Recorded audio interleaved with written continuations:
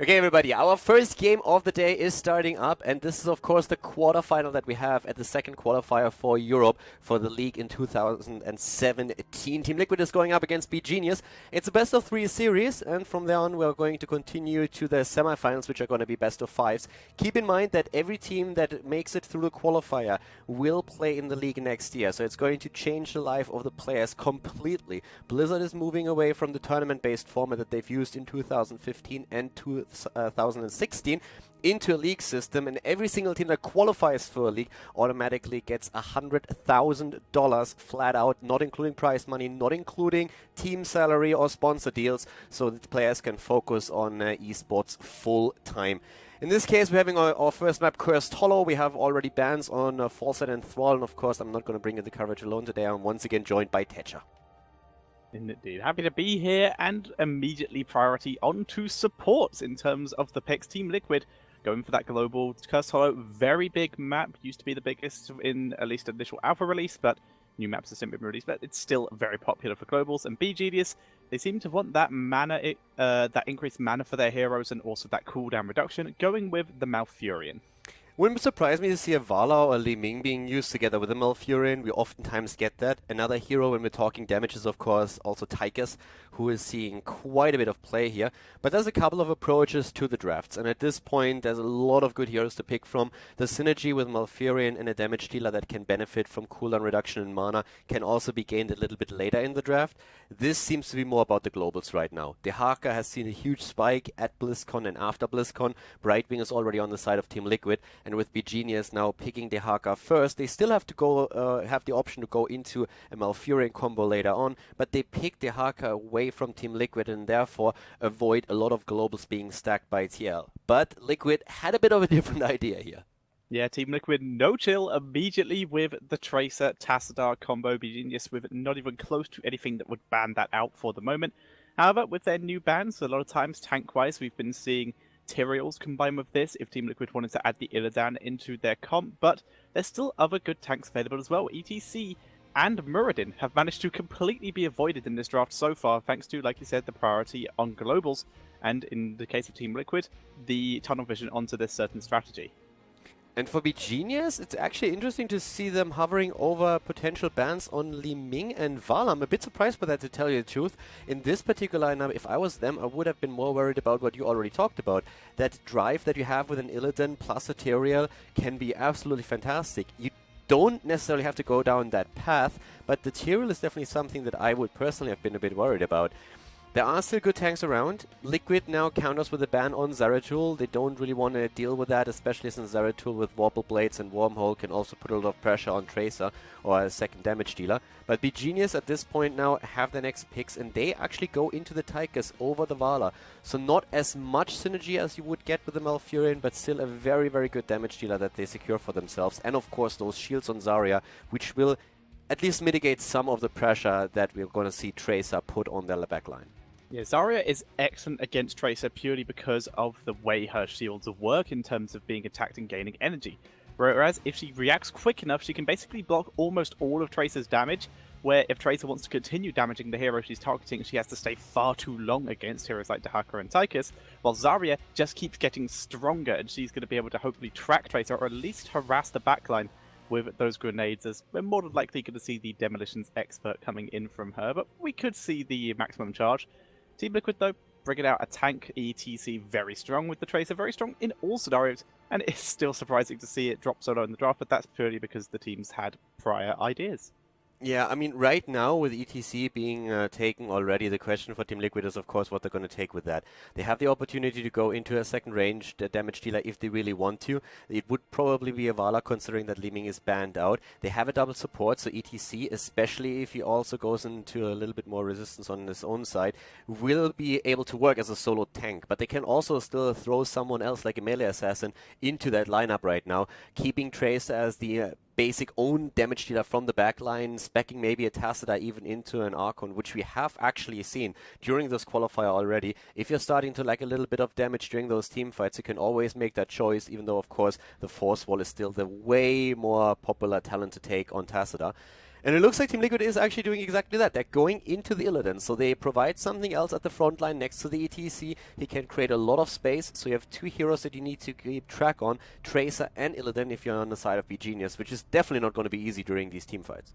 No, not going to be easy in the slightest. And with TeamLiquid, the ETC over someone like the Tyrael, for example, they're just running the same strategy that we've seen multiple times, only with a lot more aggression, as opposed to wanting to take fights on single locations and push through like we saw with the Tyrael, or just keep themselves sustained through the fights like we saw with the Zarya. In this case, they want to be able to just lock down their target and just get the maximum amount of damage possible, and the fact that ETC can give a lot more disruption onto an objective. And BeGenius, a pick that is very underrated against the Tracer, it is the Reyna here. I like it. I like it a lot. I really want to see how exactly they're going to play Reyna. The one thing that I've been waiting for quite some time, I actually had discussions just today with Quacknix from Fnatic about it, is auto attack heroes. After Season Marksman, the cap on the 40 stacks has now been removed. These auto attack heroes, once that they pick up a giant killer, can do so much damage, but it's very composition dependent. It's not really a build that you can throw in whenever you want, and it doesn't really matter. You really have to make sure that you have a lineup against you where it can be useful. So I'm really curious to see how exactly BeGenius is going to play the Reyna here, but he has a lot of area control that they can use. His weakness is, of course, mobility, the lack of an escape. His positioning has to be impeccable, but if he is played correctly, that hero can do a whole lot. A Falstad would have been another option for them with good auto attack damage that they could have used here. You can make strong arguments for Falstad being stronger, but he has been banned out already. So instead of Falstad, they go into Reyna to try and fulfill this very similar purpose and focus on auto attack damage. We're going to jump into our first game. Khaldor is a best of 3 series, keep it in mind, and this is our first game between TeamLiquid and BeGenius. Game on, ladies and gentlemen. We are set for our first game in the best of 3 series here, and we have to the left side Tank for the win on Zarya for BeGenius. We're currently seeing the French team with Unstable on Malfurion. We have Danatan on Dehaka. This is Jimmy, Reyna played by Kirva, and Arcane is playing Tychus. The StarCraft duo is in the Nexus now. We have Poig on Tracer for TeamLiquid, though, towards the right side of the map here on Cursed Hollow, with Sport Billy on Tacita supporting him, Zico on ETZ, Get Amherd on Brightwing, and Shad is playing the Illidan again. And we have for Reyna not a stack on the Season Marksman, so he's not taking advantage of Blizzard removing the cap on the 40 stacks that we've seen just in the recent patch, but instead for Give Me More. So they are trying to get more sustain out of him during these fights to make sure that he compensates a little bit of that lack more mobility, which oftentimes is a problem for him. Yeah, Reyna does have a talent that can give him extra movement speed, so he can get a bit of mobility here. But in this case, he is just focusing. Nice polymorph there to block the shield, making it so Unstable's actually taking the hits, not Martian there. That was probably unintentional. But either way, they do get the first tower. But in this way, Reyna can get the 8 bonus movement speed, but if he gets burst upon by Tracer with like a full combo, he is at least has a better chance of surviving thanks to this Give Me More talent. It makes him a little bit more of a sustain the assassin as he can stay in the fight longer. Yeah, currently we have Block Party taken as the level 1 talent here. We are seeing also Demolition. Currently to the top lane we're seeing actually Illidan push. So it's basically 2-3 lanes that we currently have from the two teams, and each one of them is starting to push really hard. And especially Illidan can do a really good job there. It's oftentimes why we see, especially in the Chinese and the Korean meta, Illidan just go onto structures basically solo, and he can execute a lot of pressure on them. But both the teams do a fairly good job here, especially with the sustain that we have thanks to the shields and the heals. The bot lane can go as deep as they want. Get has no chance of doing anything against it. The only reason why he's here is to soak the experience. Well, both teams seem to be in an amicable agreement to base race here, and that is a 1-minute 30 fort for both teams going down here. In the meantime, though, Tychus is getting an advantage for his team as he is currently winning the mid lane, so he's able to get a little bit more control there as Zico is being pushed back to his towers here and losing a bit of ammo and health on the structures. Up to the top lane right now, we are still seeing Danatanis Dehaka with the primal aggression as their level 1 talent, clearing those waves pretty easily, so he needs to push that back. We're seeing for Malfurion also the Lune's Grace now taken on 4, so it's having a bit of an easier time getting those spells in, especially of course Root. Really important for him. The focus attack for Reyna to just work on that auto attack damage a bit more, and this is really supposed to just make Tracer's life a bit harder during these team fights than later on.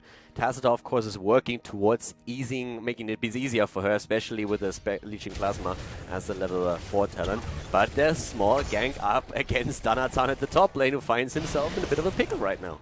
Yeah, he's getting chased down, drops his health regen to give himself some more state, turns it around because Araken was roaming up, but boy, just too fast, able to escape out of there without getting himself picked up. Yeah, the bot lane, this is where Kirva is starting to pressure Shat a little bit. Of course, there's quite a few tools that Illidan has where he can simply go for his evasion and dodge that. But we have a camp pushing in now too, and the Tribute is at the perfect location for TeamLiquid. It's at the top lane, which guarantees the camp here at the bottom of the map to get a lot of value. Kirva will have to stay and delay, so it should be an easy pick for TeamLiquid. Shat playing with a vision, not showing on the map right now, more or less leading BeGenius to believe that he's on his way to the top lane, which is why they're a little bit too afraid to go for the Tribute.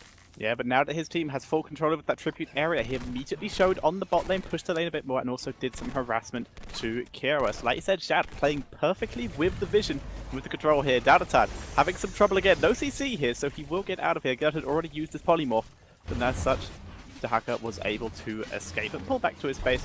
Not going to stay out too far. He's going to wait for the people to leave his lane and show on the rest of the map. The vision play that we actually saw at the bottom of the map, it seems like something really small, but it's actually like very, very smart. If you're a little bit newer to Heroes of the Storm, the idea behind getting the camp spawned 2 minutes into the match, and shortly afterwards the first Tribute appears on the map. So oftentimes the idea is you get your Siege Giant camp and you hope for the Tribute to spawn on the other end of the map. So your opponent will either just say, okay, we're going to take a lot of damage because we don't defend against a Siege Giant camp, or they have to leave someone behind.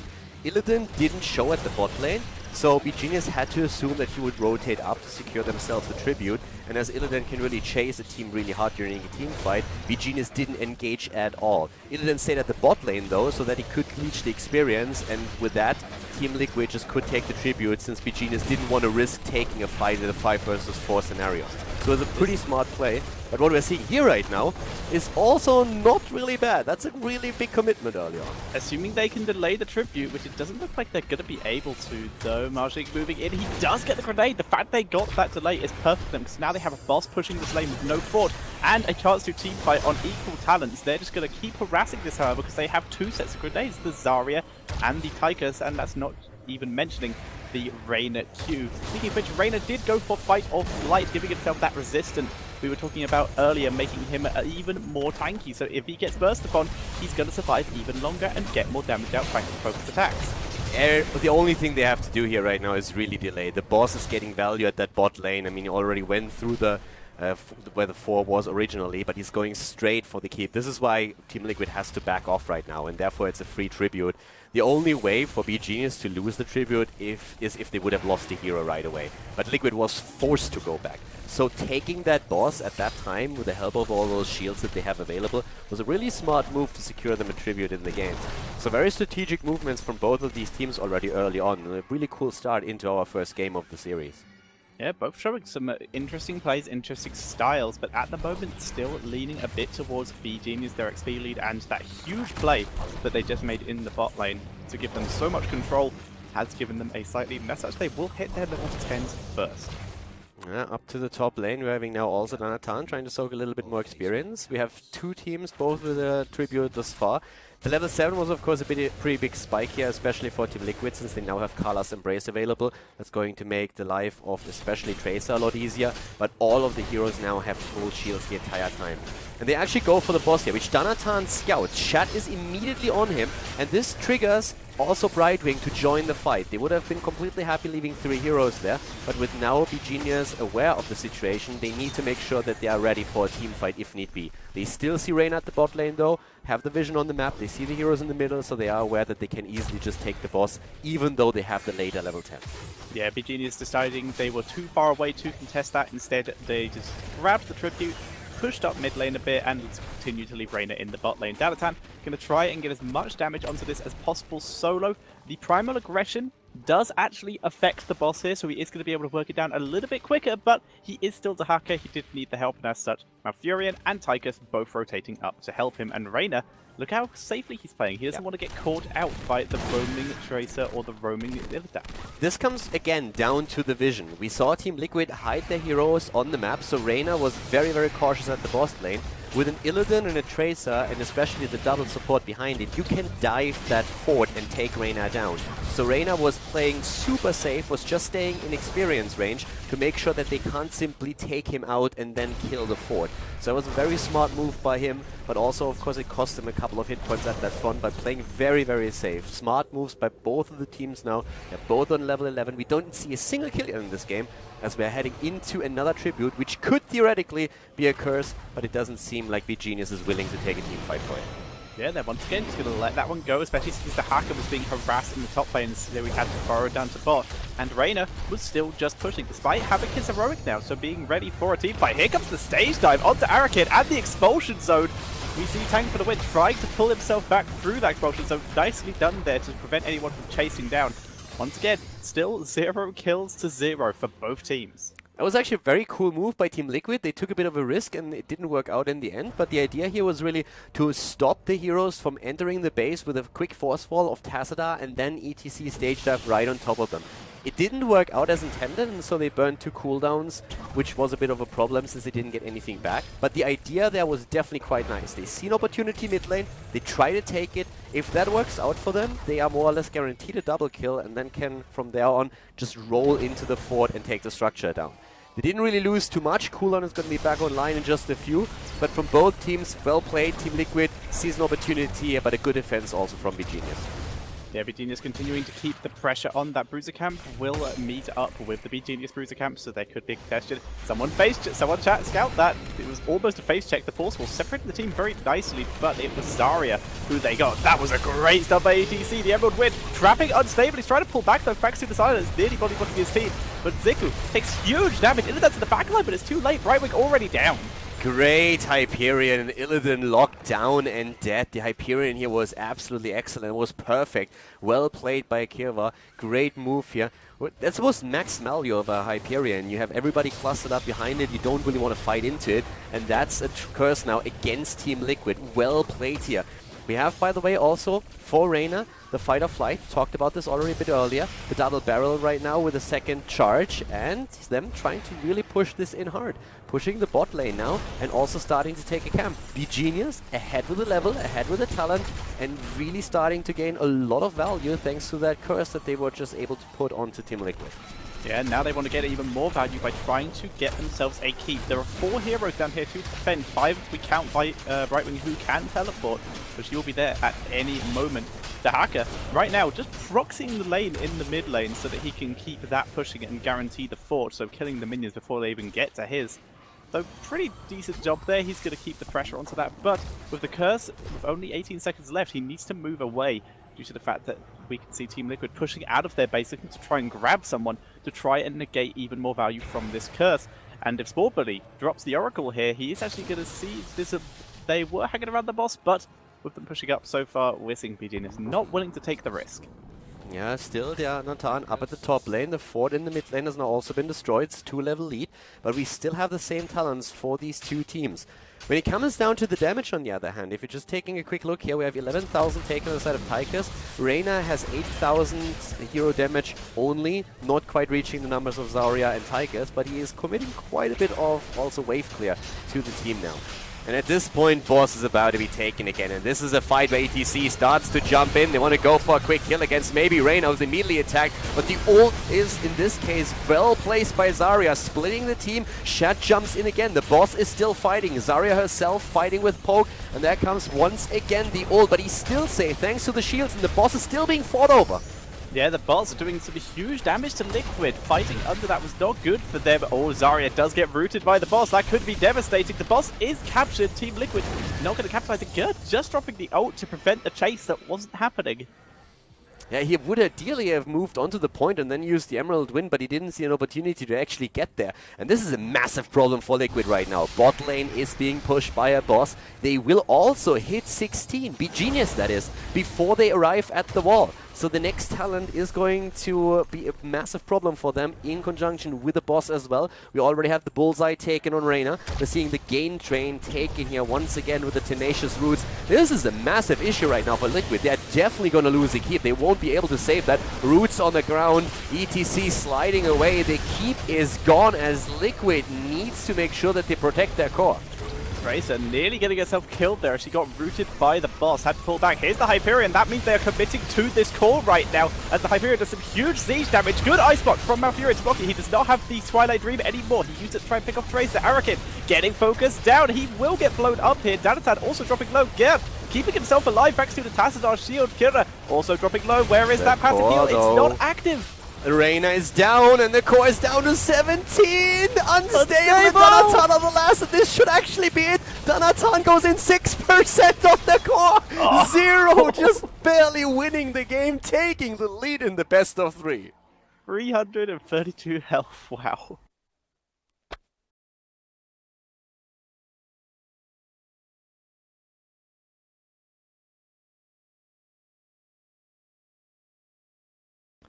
Okay, everybody, game number 2, Shire is the map. We have TeamLiquid going up against BeGenius, and so far, BeGenius looked very, very strong on the first map.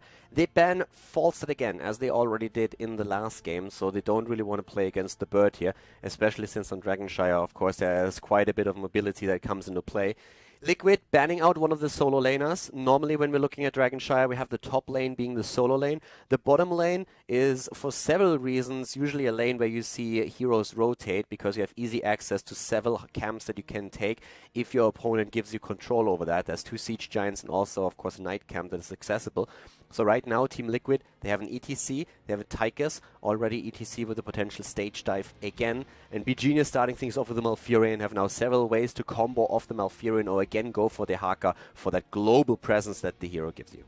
Yeah, and once again, this is another very solid map for globals, not as much just due to the size of it, but due to the fact you have to control each individual lane for a period of time in order to get control of the Dragon Knight. It's one of the few maps that actually requires you to win all 3 lanes to win an objective. It's very cool. Yeah, now the Haka being hovered over, and there we have him. So the Haka has been played in the past, we talked about this in previous games, more so as a part of the rotation between mid and bottom, and then trying to set up ganks for the top lane. But especially in the recent times when the Haka has gained more popularity, we see him a lot at the top lane as a solo hero. One of the reasons why that switch happened is that teams are not really willing to draft another solo laner for the top lane, and also the Haka now has additional AoE on his primal aggression, which makes him much stronger on the solo lane since he can easily burst the wave away. So that has caused a bit of a switch in the way that the Haka is being used. So nowadays he is oftentimes part of that, or just like up at the solo lane, which doesn't really leave the same gank potential that we normally have, but he still has the opportunity to join a fight in the middle of the bot lane if they see an advantage and they are willing to sacrifice a bit of experience at the top for that. Yeah, and Zarya coming in for BeGenius. Very scary in the last game for them as well. It worked very, very effectively against Tracer. Not a Tracer comp this time, but it still gives a huge amount of protection, and it played efficiently a huge amount of damage and harassment. We saw those grenades just chunking heroes at the max energy, and BeGenius, having no issues with their stacking, Tank for the Win has done immense on this hero every single time. It's actually a really interesting comp that they have. If you look at the draft, it's the exact same thing that they were able to pull off in the last game. And they are willing to play at the Haka as the more or less solo frontliner with Zarya. So they have with Malfurion a strong healer behind him, and they also have Zarya for the extra shields. So with this setup, the Haka has a lot of survivability. He already has Burrow, and he can of course use his essence to heal himself up. If he in addition to that has the shields and Malfurion's heals, very difficult to kill in team fights, and can then still add some damage, and also of course has the drag that he can use here. So it's an interesting setup here for BeGenius again. It seems to be like one of the core that they have in their compositions right now that is working for a lot of maps in this case. Khaldor now banned by TeamLiquid, and yeah, we're talking solo lane again. BeGenius, they know that Alarak is always a threat. There's also the Chen at the solo lane that can still be played there, but after the ban on Thrall, it seems like they don't really want to deal with the melee assassin. Yeah, and this makes sense considering that they do not get the first pick after the ban phase, and Thrall already banned out. They wouldn't have a huge amount of counterplay to the Alarak if TeamLiquid were to take it away. Like you said, they would be able to get the 10 other heroes we see quite a lot in the solo lanes, include the Leoric and stuff like that. But the Leoric really strong. The Chen is definitely the strongest one that is remaining. It's a question of whether TeamLiquid want to fit that into their comp, or whether BeGenius feel that they could maybe run with the Chen and let the Alarak go over. Right now, very much going to go with the Alarak. There it is. Yeah, Leoric is definitely another good option that you were talking about. We've seen a few comps in which he doesn't really fit all that much. We had that in the last qualifier too. Right now, when we look at this, he has a couple of targets. Of course, the shields of Zarya might be an issue with this. But at first, they go with Liming. And Liming is a really good choice here for TeamLiquid too. They can go for the Brightwing, for the heals again. So there's, of course, a few options that they have. They could have gone into an Oriel, and we've seen a few teams prioritize Rhaegar. But Brightwing is great here, again, because of the global mobility that you have with the hero, and of course also the polymorph. So these days, Brightwing, good choice. TeamLiquid, they love to play with her. And BeGenius, they have now some combo potential, since Malfurion is going to guarantee them a bit of cooldown reduction on Vala. It's a great choice for them, picking a Vala here for the additional range damage. And then we have, of course, one more range hero that we're more or less waiting for on their part. Yeah, BeGenius would have probably also been happy with that Liming, but with TeamLiquid picking it away, the Vala is going to also work very, very solidly for them, and the Zul gonna also work for them here as well. So solo laner looks like they're probably gonna leave that to Dehaka and keep Zul for a lovely set of rotations. Whereas TeamLiquid, it's a question of what they're going to leave to match up with Dehaka. They don't have to have the most solid solo laner in the world, as Dehaka very much a wave clear hero as opposed to a solo lane winning hero, so they can leave someone who maybe might not be the useful person for the solo lane, because Dehaka isn't going to be able to punish it a huge amount, and we've seen it every single time. He's not the hardest hero in the world to gank. Zul is an interesting choice here, because we have him being played a lot more, and quite often he ends up being the solo laner. Not necessarily here on Shire, but we have seen him also picked on Brax's holdout, and normally when you're talking about the meta that Zul fitted in, it was a hero that tried to rotate between two lanes to get extra value and allow the rest of the team to go for a foreman push somewhere else.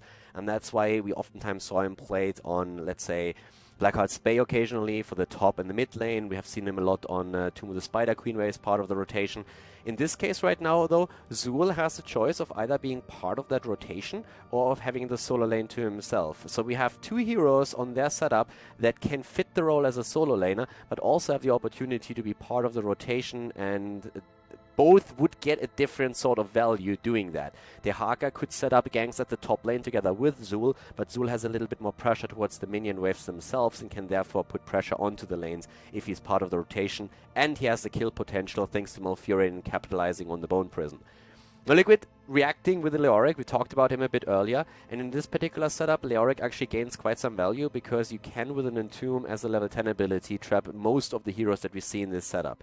So there's definitely quite a few arguments to be made for him, and he is a great solo laner. It was actually the original map where Leoric, once that he was introduced to the game, started to make an appearance in competitive play. Whereas most players said Leoric is useless, we saw back then Alex the Pro G actually play him on this map first of all, and he was a total menace. And soon after, Leoric basically found his way into every single map where we were talking about wave clear. So Liquid with a good top hero now as well. BeGenius versus TeamLiquid, game number 2. Keep in mind, Liquid is now behind in this series. BeGenius has the lead, so let's jump on Shire and let's see which team is going to be able to win this one.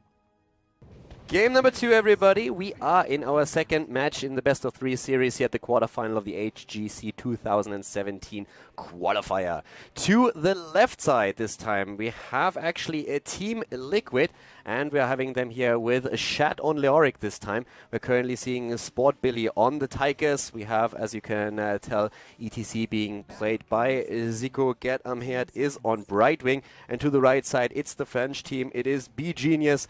And they are currently playing this with the tank for the win on the Zarya again. We have Danatan on Dehaka, unstable on Malfurion, Vala played by Kirva, and Arcane on Zul. And up to the top lane, it is once again Danatan who moves in here. So we're going to see Zul a part of the rotation between mid and top. Whereas, for example, TeamLiquid gonna actually attempt to bodyblock Zul, attempting to do the same by himself here. Actually doing a really good job, surprisingly good job considering he is alone. I think he actually did a better job than TeamLiquid, who sent all 5 heroes. Oh my god, he did! Bloody hell, Arcade, that was great. We had actually at the bot lane a bit of a dance party happening at the same time. And they are still there with 3 heroes. So, level 1 talents, let's talk about that for a moment. The top lane is going to be a bit easier for Shat since he went for block. So that's a talent that we oftentimes see when you're on the solo lane and you want to have an advantage over your opponent. He could have also, of course, gone for the full drain hole build here. We're going to see how exactly that's going to play out for him in the long run. Block party as a choice, primal aggression for the Dehaka, doesn't really shock. and Backlash for Zul, whereas for Pursuit we have Vala going for standard tanks. Yeah, Backlash makes a lot of sense. They wanted to be bursting down any of the tanks. They have two very high hit point heroes, the Leoric and the ETC, so being able to grab either of those is going to be very beneficial. Yeah, and we actually do not see a rotation for BeGenius. They more or less have two solo laners that just burst the waves away. Our Arcane at the top lane is simply taking the waves and the experience, and they are playing this with a completely different setup. So we have a 1-1-3 on the side of BeGenius, going very much against what's the norm on this map. And so far, it's working out for them as long as they keep clean of ETC, but they are losing now both the shrines here. So that's a bit of an issue. Actually, they sorry, my bad. They won both of them, like red and blue. Very similar colors. Indeed, we see Shad currently getting harassed here by Arcane once again. Wraithwalk, Bone Prism is irrelevant here. Shad easily escaping that. But once again, that shrine can just go straight back over to BeGenius at any point, and Danatan gonna tunnel down to attempt to give his team a chance to try cap it and defend the mid lane as well. Gonna clear that one out very quickly, and just we have the lane swap. So it's now Zul in the solo lane, and Dahaka, once again, it's not really a rotation happening here. Like you said, it is a single lane setup, but Dahaka taking control of the mid lane, and once again, a swap. Zul rotating down before he misses any XP, and Dahaka heading to top. That was actually really important that the Dahaka moved straight into the mid lane. They would have lost an entire wave if not for that. Poik, on the other hand, down here has a huge problem, which results in him being the first death of the game. He goes down, and now with Ziku sliding in, there could be a counter kill against Kirva, but that's not happening. Good shield from Tank once more, and they are moving Kirva back to the fountain and rejoining the fight as we have a second kill against TeamLiquid. Tychus dies, and that's a 2-0. 5 heroes now at the bot lane, utilizing against Danatan with his global pressure. It allows Shad to take the wave up at the top, but so far no experience was lost by BeGenius. Quite the opposite, they're actually starting to take a lead. It actually looks like Zul's going to get him by only losing 1 minion, and that's the slight issue with Leoric. Yes, he's going to sustain through the lane, but his wave clear until a little bit later isn't actually that quick, so you don't get to push up and gain advantage that you would on some other of the solo laners if your opponent leaves the lane, and that's exactly what we see there, and because of that, BeGenius continuing to hold a very strong XP lead right now. The French team is doing really well here thus far. The rotations that they had and the setup that they're using here is a bit unorthodox, but it works out very nicely for them. RIK now again at the top lane, easily pushing that, thanks to his skills here, of course. The rest of the team very busy at the bot lane, where we've seen the entire wall already fall, with the exception of a tower, which is going to be blasted away in a few seconds. So well played. BeGenius taking the earlier level 7 talent, looking very strong here. Yeah, and with those level 7 talents, we are seeing a Death Dealer for Valor as opposed to the Arsenal. This is a very popular talent these days, just due to it providing a lot more utility. If you can time it well enough, you can get extra engage range, you can get extra escape range, and if you can do it well enough, it actually kind of works a little bit like a sort of very mini-leaming reset, where you can just get a double crit onto an enemy hero, or at least a single crit onto a minion to kill that off, and then get further in. Get the damage onto a hero. Works very well. Danatan stopped with a burrow again. One Are you serious? One Stop! That was out. He's gonna live. Well, oh my god! Oh, that's actually. Oh my! This can't be happening. Like, now I feel sorry for them. They do an excellent job with ETC just interrupting all of the attempts of Danatan to get away, but then it turns against them. They don't get the kill against the Dahaka, and they lose 2 heroes. Ah, feels bad, man. Oh, that feels horrible. Very funny for us, but it's horrible for them.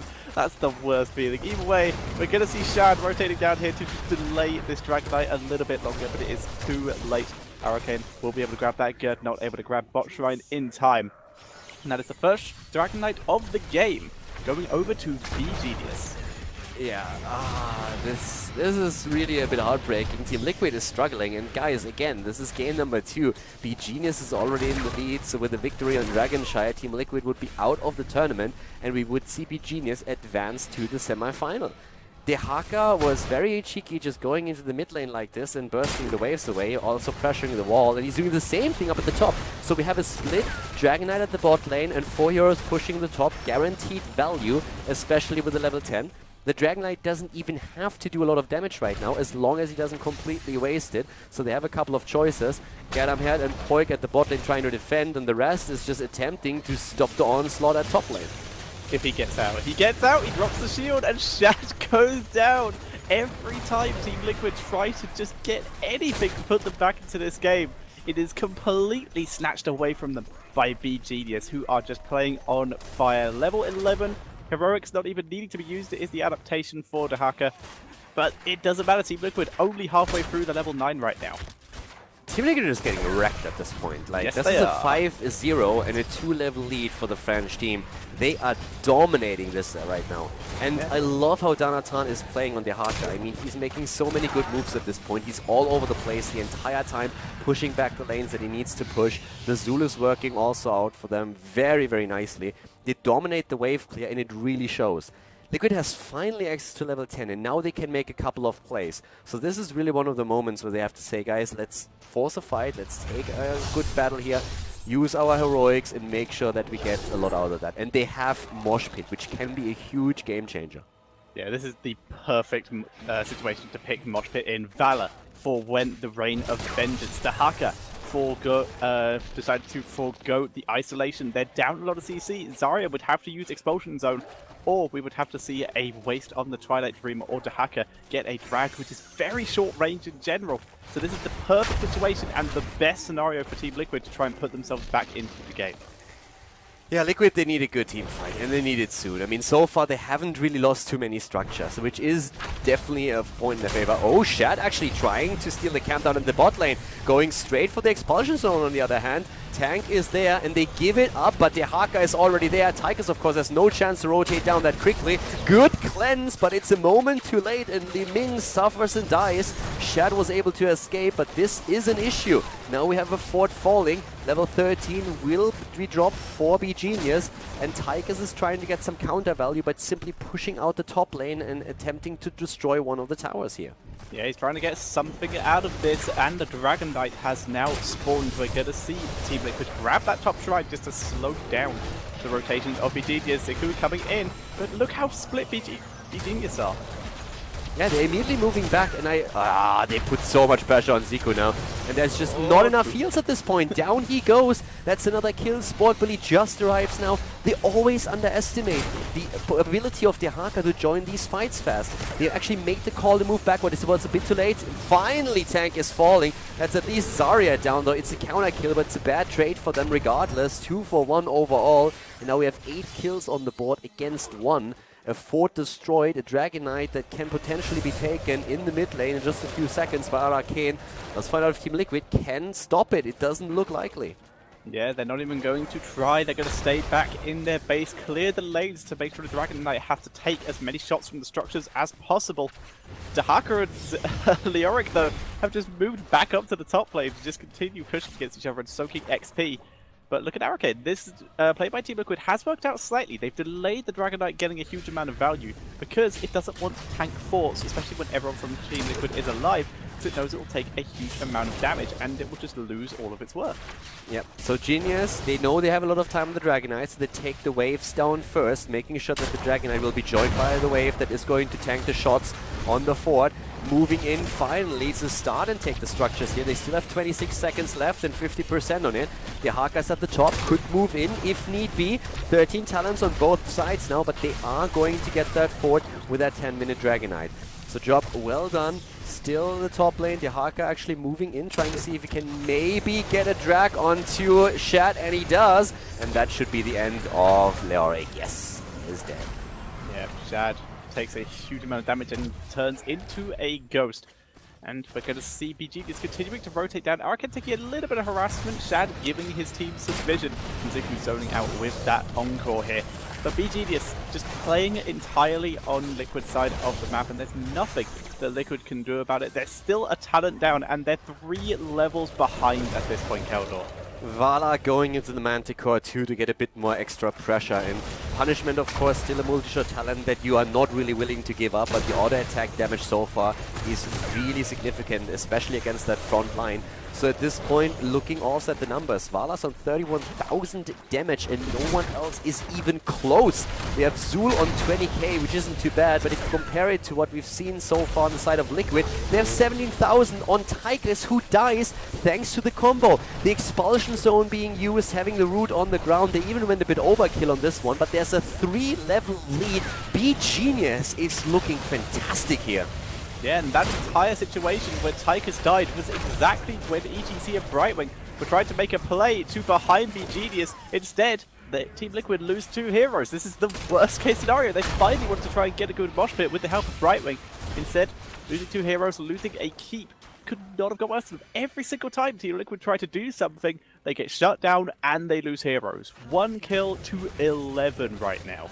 You could even see how they hesitated after they took the keep down, because they were like, guys, can we end? And then they say like, well, it's 11 minutes in, death timers aren't long enough, so I guess we can't. But with that double kill that they were able to secure there, they were hesitant for a moment, and for good reason, because they are completely rolling through this game at this point.